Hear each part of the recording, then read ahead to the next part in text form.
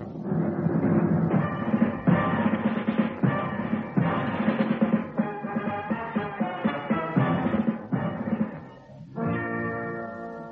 Challenge of Space.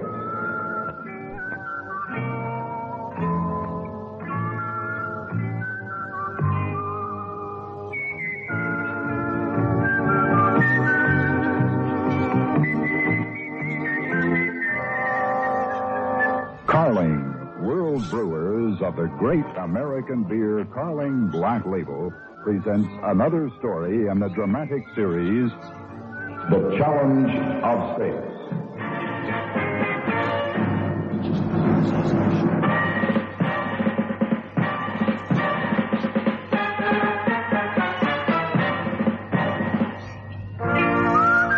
Good evening. This is Charles B. Ryan, Director of Space Research here at the New Mexico Center. In our conquest of space with its scientific and engineering triumphs, we must never forget the purpose of our activities. That exploration of the near planets is being undertaken in peace for all mankind. That there may be a danger of overlooking this in the purely scientific search for knowledge, we underline in our story tonight, a clapper for the bell.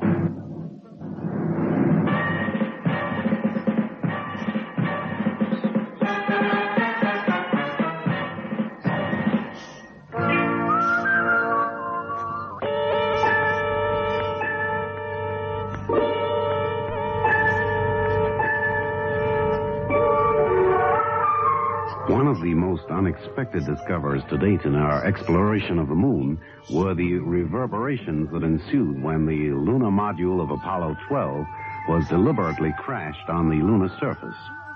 The echoes picked up by the seismometers that had been set up during the mission continued for nearly half an hour, an effect totally unlike anything experienced on Earth. It caused great controversy at subsequent discussions by scientists. Gentlemen, the first part of this meeting has covered very fully the facts that we have on hand concerning the moon echoes and the theories of members of this scientific body to explain this phenomenon. We now come to discussion on ways and means to further investigate this effect, and I call on Simon Avery, who has worked out a method to do this.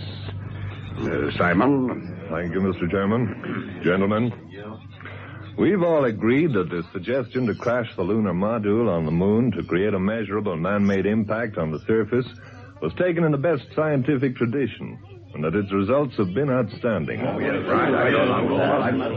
And to further our understanding of the structure of the moon, this is obviously a line of investigation that must be followed up. We now have 2 seismometers set up to relay information on moon tremors. One at Tranquility Base, the other, the Ocean of Storms. 1,200 kilometers, say 750 miles apart, on the visible side of our satellite. What we need now is a measurable impact from the far side of the moon. And I say that the best way of achieving this would be by means of an atomic explosion. That is a total idiotic idea. Order! What's going on? Mr. Avery has the floor. Chair, I submit that Mr. Avery's suggestion is monstrous and irresponsible. Yeah, I agree with that. The meeting will come to order. Mr. Wentworth, if you have something to say, you can have the floor later. I have plenty to say. Later. Please proceed, Simon. Thank you, Chairman. I repeat that an atomic explosion of a known force in a precise location on the side of the moon away from the Earth would give a series of seismic readings that would give a clear indication of the materials in the moon's substrata and an indication of its total composition. It will also show the scientific body of the United States to be totally lacking in the fundamental stability necessary to the exploration of space. Order! Order! Mr. Wentworth, you are out of order. If I have to remonstrate with you once more, I shall have to ask you to leave the meeting. Chair, I submit that we've now heard Simon Avery's proposition. And I would like to make this a dialogue between Simon and myself. Sure. James, you can have the floor when Simon is finished. Mr. Chairman, respectfully, I shall be quite happy to make this a question and answer session between Jimmy Wentworth and myself. Very well, James. Come up here on the rostrum. But be careful how you phrase your remarks. Thank you, Mr. Chairman. May I state briefly my objections to Simon's scheme? Go ahead. Very well, James, but make it brief. This is a discussion, not a monologue. Yes, sir. Well, first of all, I'd like to point out that to our knowledge, an atomic weapon has never yet been launched into Earth orbit or into space. That this aspect is governed by international agreement, and necessarily so. That an atomic weapon has never, in consequence, been detonated under the airless conditions of space. That such an explosion would possibly endanger human or extraterrestrial life. That the ground surface would be contaminated for future moon landings. Chairman, I think that's it. Good. Well, carry on, Simon. Sure. Now, James, the international agreement governing the use of atomic weapons in space would be their military use. Primarily, yes. What I'm proposing is a peaceful scientific project. You'd have a job convincing the Reds of that. Perhaps. But surely we can act on our own responsibility. I say it would be irresponsibility. Long before we got to the moon itself with a manned craft, there were suggestions that we explode an atomic bomb on the moon so that we could see the flash. Well, what could be more irresponsible than that? I'm proposing this with a serious scientific purpose. I oppose the earlier suggestion. I oppose this. Evidently. Well, now, to take your next point, do you suppose that an atomic weapon would work in a vacuum? Well, it is yet to be proved. We would certainly know nothing of the blast, radiation, and thrust effects. I think it would work. And an explosion would give us the rest of the data you're short of. Detonating the bomb on the far side of the moon would make sure that no human life would be endangered.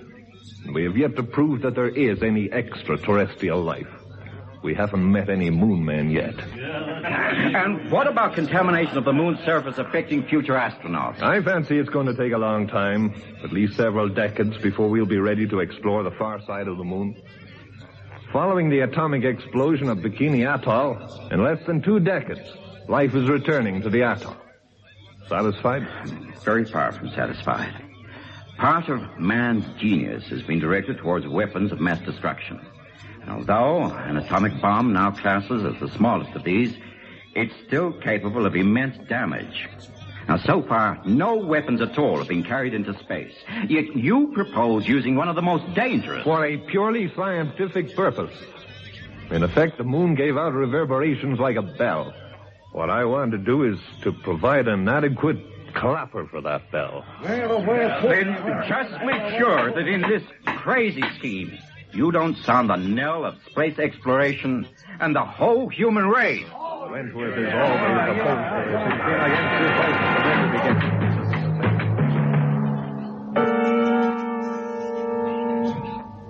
Well, General Millerhouse, you've had a chance to read the minutes of the meeting of the Advisory Committee on Space Developments.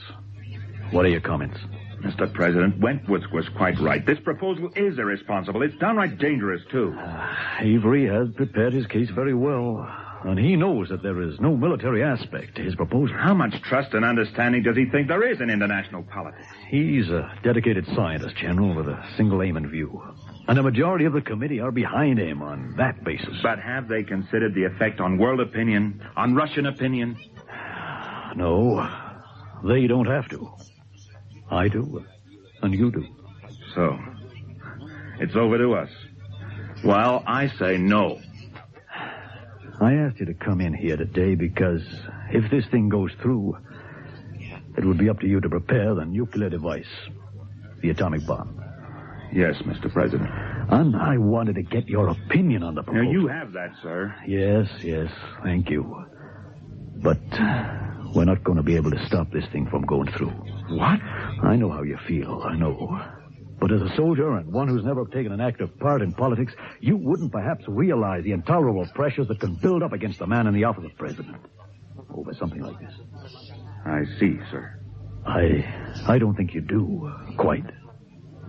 In the first place, I haven't got a majority of my own in the Senate. That's I know, Mr. President, but surely a debate and a free vote... The result would be the same, with a strong lobby in favor of trying this experiment. Think of the prestige if the USA could be the first to say definitely what exactly is the structure of the moon. And our being the first to send an atomic weapon into space. Exactly.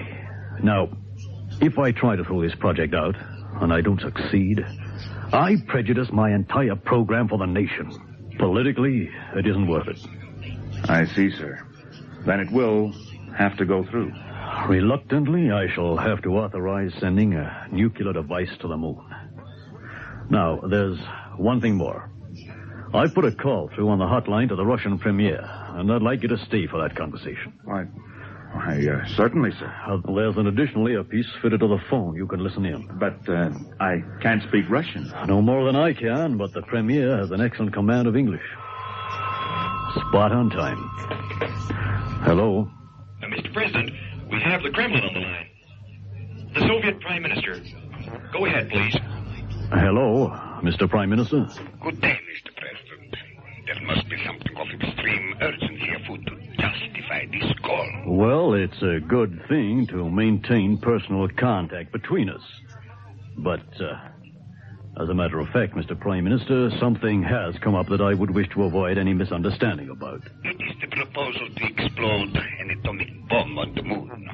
Well, yes, I'd expected you to keep yourselves fully informed on that one, so it'll save me a great deal of explaining. I'm afraid that it will take a great deal of explaining to justify breaking the international agreement on atomic weapons in space. But that agreement covered military weapons only, Mr. Prime Minister. We have a purely peaceable intention in what we propose to do. Mr. President, can you really envisage a peaceable atomic bomb? Yes, I can, in the use to which this one is to be put. It is purely in the interest of examining the moon's structure. Both our nations have been able to do this. At least the surface structure. You yourselves have now many samples. That is true, but they don't tell us everything that we want to know, Mr. Prime Minister. We wish to investigate these strange reverberations. So you tell us. It could just as easily be that you want to see the effect of an atomic explosion in space. No, I assure you. It is purely for the purpose you know about. But surely you can't expect the Soviet Union to just agree to what you propose. For one thing, it would mean that a nuclear weapon would be carried across the territory of our countries and many other countries. On behalf of all the people that this represents, we cannot agree. In that case, I'm afraid that this is going to create a very difficult position for me. I would not expect your sympathy in any situation that developed in the Soviet, where I personally was concerned. Can we please discuss purely your intentions, your illegal intentions, and their relation to international law? We are not discussing international law, but an agreement between nations. That is rather a different thing, eh? Do I take it that you feel free to go on with this act of setting aside a solemn agreement that your country has signed? I still hope that I can obtain your agreement to what we propose to do for science, so that you can participate in the results. The matter is not so vital to us that we cannot wait until our own explorations give us the answer to the structure of the moon. I cannot agree to your overflying of our territory and that of friendly nations with an atomic weapon. No. Then, Mr. Prime Minister, it is probable that because of the situation here, we will have to go ahead with the project without your agreement. Then it is my duty to advise you, Mr. President, that we shall view it as an act of deliberate aggression against the countries of the Eastern Bloc. And if there is any unforeseen incident, then it will be construed as an act of war.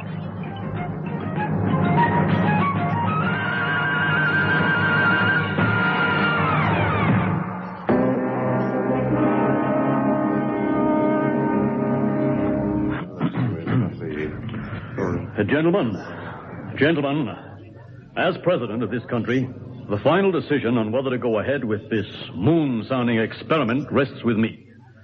And that's why I've asked you two principal members of the scientific committee and General Millerhouse, representing the military side, to come for a final discussion before taking that decision. Mr. President, as a member of the Scientific Advisory Committee, I understood from my contacts in the Senate that the decision had already been taken. Mr. Avery, the final decision is mine. Yes, sir. And it is still my opinion, strongly expressed in committee, that this test should never take place. Not for the use of a nuclear device, at least. But I would remind Mr. President that the majority of the committee did not agree with Mr. Wentworth's view. Here, it would only be fair to say that my advice to the President from a military viewpoint is that the test is both undesirable and dangerous. You see, Mr. Avery, that the decision, or the opinions, rather, of both your colleagues and mine are by no means favorable. I have plenty of support for my scheme, sir. I am aware of that, Mr. Avery. And I appreciate that the conducting of this experiment would have a scientific value. But the situation is fraught with difficulties and dangers that I would like you and your colleagues to withdraw your demand for it to take place. I am sorry, Mr. President, sir. I am not in a position to do that. Very well. Then the experiment will go ahead. I'm sorry, Mr. Wentworth. I have made my decision. General Milhouse will deliver a nuclear device to Cape Kennedy as I have already instructed and will give you every technical assistance that you require. And I trust, Mr. Avery, that nothing does go wrong.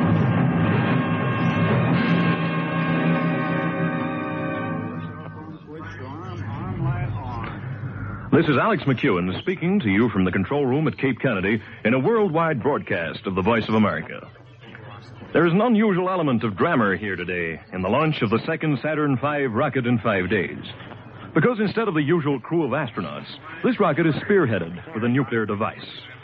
Military authorities, checked out by civilian scientists, were responsible for mounting the bomb before the rocket left on its mile-long journey to the launching pad where it now stands. I have here Simon Avery, a leading scientific member in this project, to comment on this historic event. Simon, will you give us your views on this launching? Well, Alex, this experiment truly is an historic milestone in the research program for the moon. But we mustn't let today's launching get out of perspective. An important part of the experiment, and the only thing that'll have made it possible, was the firing of the first Saturn V rocket, which has now placed a control satellite in orbit around the moon. Without that satellite, it would be impossible to direct the vehicle carrying the bomb accurately to its ground target. Is that right? Yes, that is so, Alex. Working as we shall be on the far side of the moon, we shall depend on relayed signals to locate the energy source in its ground position accurately. I don't think we should use the military term bomb or target in this context. Nevertheless, Simon, we understand that this is simply an atomic bomb. And this is the first time ever that such a device will have been flown by a space vehicle. Yes, that is so. And surely there must have been some reaction from the Soviet bloc. Well, they don't like it very much. So there is an international undercurrent running beneath the tension of the launch here today. We hope that when we release full details of our findings to other nations, they will see the value of it. But I would stress that this is purely a routine launch, and we do not consider there to be any danger at all in carrying it out.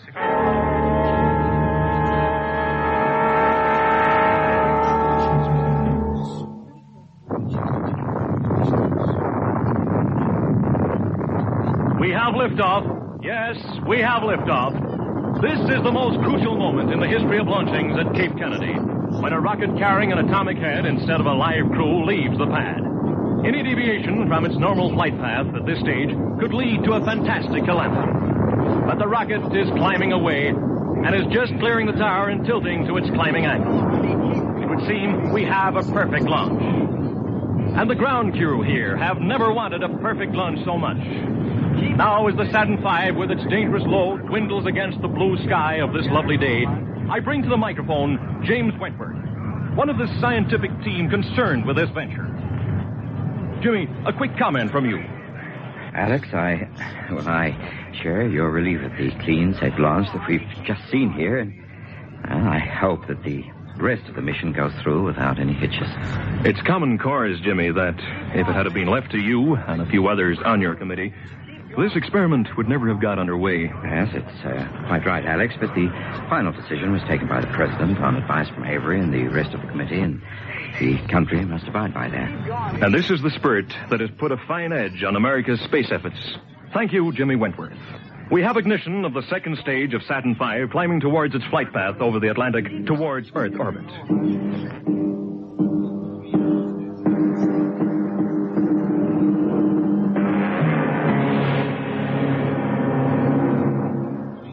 I'm glad you came along, General.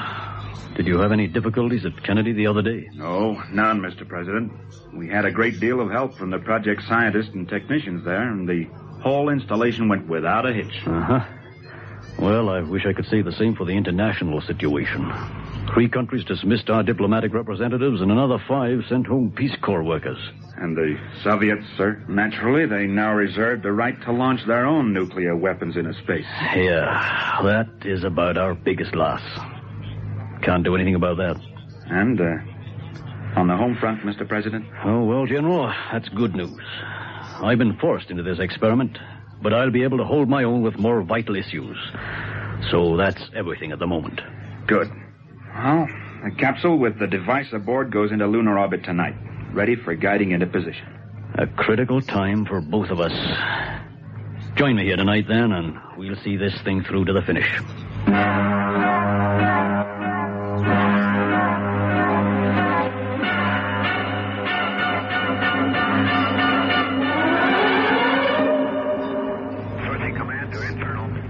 And it is most important that the capsule is guided into these exact lunar coordinates if the experiment is to succeed, Alex. I see, Simon. With a blast of this magnitude, I think the layman could be forgiven for thinking that perhaps a few kilometers here or there wouldn't be of vital importance. Not so, Alex. This is a scientific experiment that has to be as closely controlled as anything that's carried out in a laboratory. Accurate positioning is vital to accurate measurement of the passage of shock waves through the interior of the moon. It's on this that the whole experiment depends. Thank you, Simon Avery. In these last few tense moments before the first ever atomic explosion in outer space, every man connected with the control of the venture is at his control desk. But we just have time to ask Jimmy Wentworth what effects he anticipates from the megaton explosion on the moon's surface. I must say, Alex, I feel very uneasy, and my uneasiness increases with each moment that ticks away before the blast. Since this feeling evidently isn't shared by your colleagues, can you put it into specific terms, Jimmy? Yes. Escape velocity from the moon is very much lower than from the Earth, Alex, and approximate calculations have shown that there is some danger of fallout from the explosion actually being put into orbit around the moon. 15 seconds to go before detonation. There is an unbearable degree of tension here in the control room as the seconds tick away to the instant of blast to take place over the deserted plain on the far side of the moon. All eyes are glued to the red light that will flash on as the mighty weapon ignites. 10 seconds. Positioning accurate to within half a kilometer. Ground zero, the target area. After a flight of more than 250,000 miles is only a few hundred meters. 5 seconds. 4, 3, 2, 1... 0. Hello? There's no red light showing. Avery, what about the red light? Wait for it. Wait for it. It hasn't gone off. It hasn't gone off. The bomb has not gone off.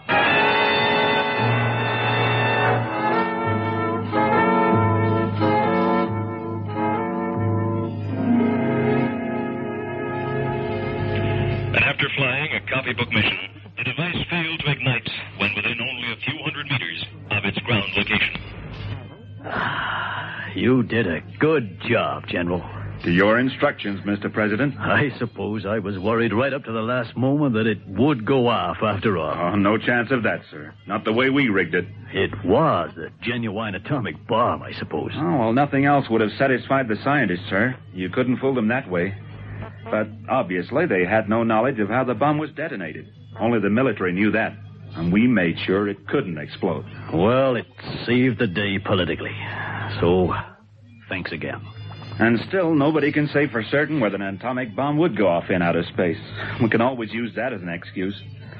But I suppose pressure will build up for the same thing to be done in future years, sir. Well, that will be in a few years, General. Let's worry about that when the time comes, shall we? Yes, to keep interplanetary space free from weapons and from international rivalry will be the only way to ensure man's survival on this planet and on those we're setting out to explore. And now, until next week, this is Charles B. Ryan wishing you all good night.